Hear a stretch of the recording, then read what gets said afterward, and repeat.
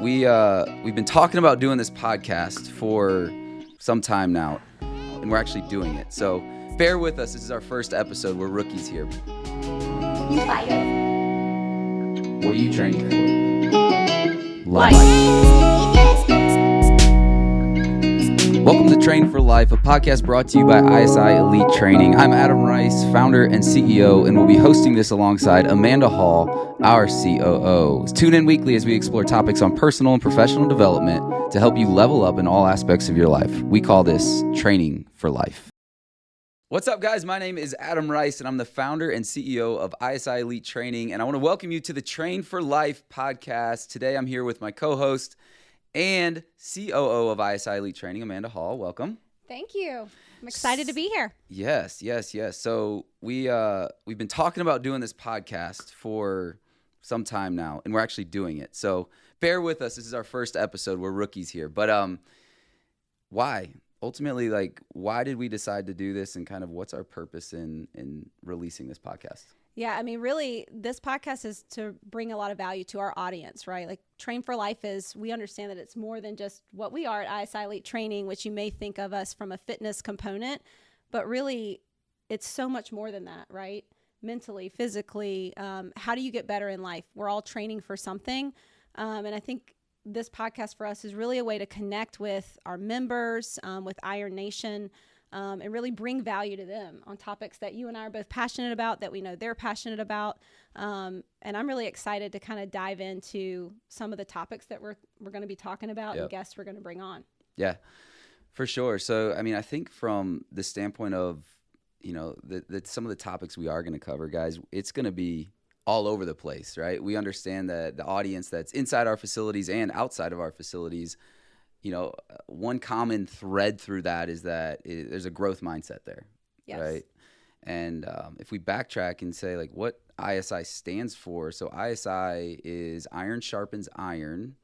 It's from the whole proverb is iron sharpens iron as one man sharpens another.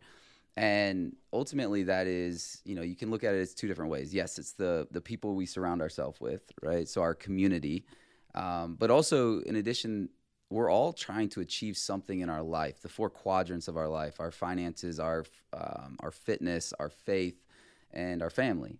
And so through that, you can't sharpen iron without friction. And ultimately, to go to the next level, there's always going to be friction. So through that, on this podcast, that's really, in addition to a lot of things that you guys are going to be interested in, we're going to be talking a lot about growth mindset in different areas of life. And so, Amanda, let's dive into this. And I was about to ask you. Yeah, I'm going to ask you though. Okay. I'm going to flip the script here. So tell us a little bit about you, how you got to ISI, your family life. Give us the rundown. Yeah, so I've been at ISI for just over a year, and beyond just ISI Elite Training, I'm a mom. I have two daughters, teenage daughters, 13 and 16. So very fun phase of life. I'm married. I professionally, I always like to say I went to college in telecommunications. I worked in the corporate world for 17 years and then found franchising in 2016 and really built my career there. And you and I met, a year and a half ago maybe? Yep. So, and that's really, finding ISI was you and I meeting, and I think I was giving you a tour of an office where I'd worked, and that's how we met. And then took my first session here in Charlotte at our ISI Elite Training Dilworth location and just fell in love with it. Yeah. The community, the people. And I think I found my passion for fitness really being a woman and kind of going through the phases of life where whether you're a mom or not, your body changes. And then, found my passion for fitness and how it really changed my life and how I feel about myself. So not only working in this industry is awesome, but I really am a big believer in what it can do to change you as a woman, but also it impacted my family. It's awesome. So being a woman leader, especially in franchising, what are some of the challenges, right? Because as kind of where we're at in society, we see more and more female leaders, which is amazing. Absolutely. And so what are some of the challenges that you face, and what are some of the, I think also maybe the benefits that you have as a female leader that over a male leader. Yeah. It's funny you asked that. I mean, I hear challenges a lot, and I have faced some challenges, but I also think, man, women, we have so many God-given gifts, I think, that are just intuitive to us. I mean, some of our best franchise partners and owner operators are women. Mm-hmm. I feel like your ability to put a balance between emotional connection with people who you lead, especially as a leader, your self-awareness is really, really high and very strong.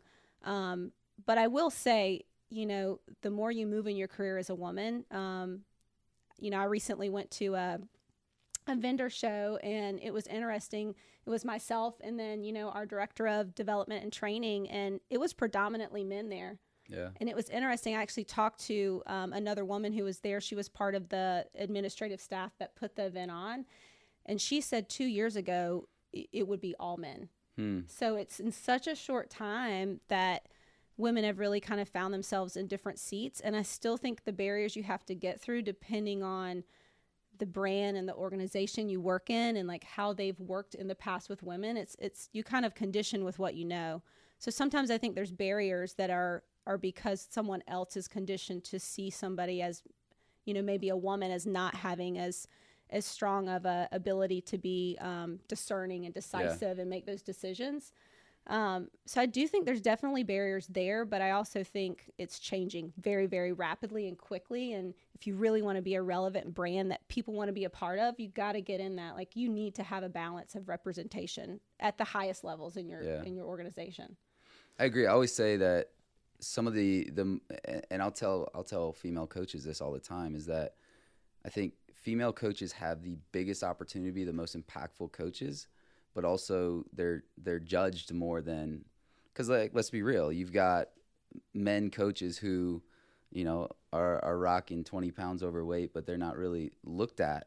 Right. That they're just strong, right? But you have female, and the level and standard at what female coaches need to be held to in the eyes of society it's so interesting, because you have called a badass female coach, like our head of fitness training, Tara. Like, people look up to her in a huge way. And so I think, when I really look at it that way, I don't see a difference in male and female from a leadership ability, other than the fact that, I think it's a confidence thing. And it's also, going back to like the way that boldness is, decisiveness, those types of things that inherently I think some men probably naturally have, where females, that's got to be a struggle, right? Because naturally, I don't think that comes definitely naturally, and it's probably suppressed through life in a way. So with that, though, because it's probably taken you time to develop that, right? You weren't born with it, I don't think. I don't know. Maybe you were. I was the strong-willed. I was the strong-willed child. I'm not gonna lie. There's a level of boldness, but yeah. How do you take, or like, what's your advice for, someone who's, mid-20s, stepping into a career and they want to advance their career, or maybe they're a business owner and they really want to lead a team, like, as a female leader, in being decisive and having tough conversations and doing those things that, quote unquote, historically they say female haven't done as much. Like, what does that look like, and what advice would you have? I think there's so many things to think about. I always say, do the job before you get the job. Like, put yourself in the shoes of where you want to go. I think this is for women and men, but I think especially women, we oftentimes say, I want something, but we don't really give it the time to imagine it. Like, put it in your mind that you're in that role, so that you show up the way that role needs to show up. And then also remember, it's okay to ask a question, answer a question, without necessarily it being just the way someone else would. I think as women, we oftentimes tend to compare ourselves a lot. And so in the professional place, you can start to compare yourself to a man, say a man that's in that role. And men respond differently. Everybody responds differently. But I also think there's ways that you respond that are just as valid. And I think a lot of times the doubt that we face is that we see ourselves maybe maybe translating that into action a little differently, right? Yep. And then you can start to doubt yourself in that. So I would just say, know that the way you are is the way you're meant to be, and the way you ask questions, the lens you look at things through, it may be a little different, and that's okay. That's a great thing. Great organizations really value that, because that's how you win at the end of the day. But I will say, professionally, to really be successful, you know, my motto through growing my entire career has always been, you do a job before you get a job. Like, you actually have no one stops you from doing anything you want to do about yourself. We all know that. I know we're going to talk a lot about that through different podcasts here that we talk about. But I do feel like you have that ability to jump into anything you want to do. Yep. So last female leadership question. Okay. Shoot. And then we'll pivot. Just talking with a lot of female leaders really over the past couple of years, I think their number one struggle that they've communicated to me is, you know, excuse my like we'll try and keep it very, very family friendly, but I don't want to sound like a bitch, right? And that's what a lot of females have said to me is like, you know, if I am that, I'm afraid that I come off like that. And so they may be decisive, they may be doing these things, but you know, they're perceived as that, or they think maybe it's an insecurity, a fear that they have that they don't want to be. So what would you say to those people? Like, do those ladies need to push forward and push through that, or is there some emotional intelligence that they need to navigate? What does that look like from that side? Yeah. I mean, I definitely think relational equity in a leadership role is really important. Yep. So if you come right at the lens of leadership through a place of, it's my way, hear me, control, right? So sometimes when you feel like you're perceived that way, you do have to go in and look at yourself, and how are you approaching the people on your team? How are you leading them? Do you have emotional or relational equity? Like, have you built a relationship with them? But once you have, I feel like that ability to be direct, if you let people give it back to you, is so powerful, because it can speed things up. People grow to trust you because they know you've got their back. You're going to tell them as you see it. And then I would also say, you know, at the end of the day, you got to kind of let that go. You know, business is business, and you got to move things forward, and that requires direct conversation, especially when you get out of the realm of just the people you lead, when you're talking about making decisions on behalf of a business, or you know, I do a lot of work with, you know, our vendors and navigating into looking at, you know, what do we need to do to move the brand forward? Who do we need to work with? And, you know, at the end of the day, you know, my goal is to make the business the most successful. So I have to just remember that, and to protect my team. And, you know, I hear that word, I get what people can think, but I also think that at the end of the day, I mean, if you're saying something directly that a man can say, it's not going to be viewed that way. I think it's just, it's a persona that's kind of been painted over a period of time.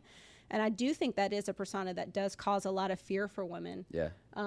Especially women who maybe are a little bit older. I think the newer generation coming up, you know, I know my daughters are very vocal. And it's so different today than it was, which I love to see that transition and how it's kind of transpired.